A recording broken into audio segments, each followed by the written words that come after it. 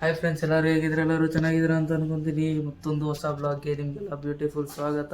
ಇವತ್ತಿನ ಬ್ಲಾಗಲ್ಲಿ ನಾನು ತೋರ್ಸಕ್ಕೆ ಬಂದಿದ್ದೀನಿ ಅಂದರೆ, ಇವತ್ತು ನಮ್ಮ ಮನೆ ಫ್ಯಾಮಿಲಿನ ನಿಮಗೆ ಪರಿಚಯ ಮಾಡಿಕೊಡ್ತಾ ಇದ್ದೀನಿ.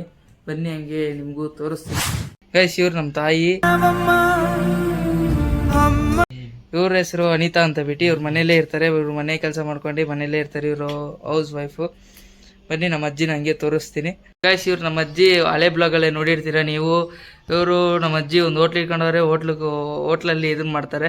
ನಮ್ಮ ಅಜ್ಜಿ ಮನೇಲಿರೋ ಅಂದರೆ ಮನೇಲಿ ಇರಲ್ಲ ಅಂತದೆ. ತೋರಿಸುವ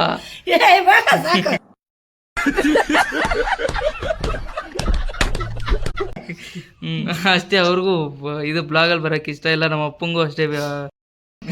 ಇವನು ನಮ್ಮ ತಮ್ಮ. ಏನೋ ಕಂದಲೆ, ಏನೋ ಏನೋ ಏನೋ ಏನ್ ಸ್ಮಾರ್ಟ್ ಆಗಿದೆಯಲ್ಲಿ. ಇವನು ಈಗ 7th.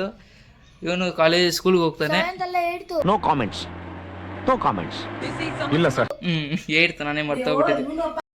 ಗೈಸ್, ನಮ್ಮ ಅಪ್ಪನ ನಾನೇ ಇಂಟ್ರೊಡ್ಯೂಸ್ ಮಾಡ್ತಾ ಇದ್ದೀನಿ. ನಮ್ಮ ಅಪ್ಪ ಬಂದು ಗ್ಯಾರೇಜ್ ಅಲ್ಲಿ ವರ್ಕ್ ಮಾಡ್ತಾರೆ. ಒಂದು ಗ್ಯಾರೇಜ್ ಐತೆ.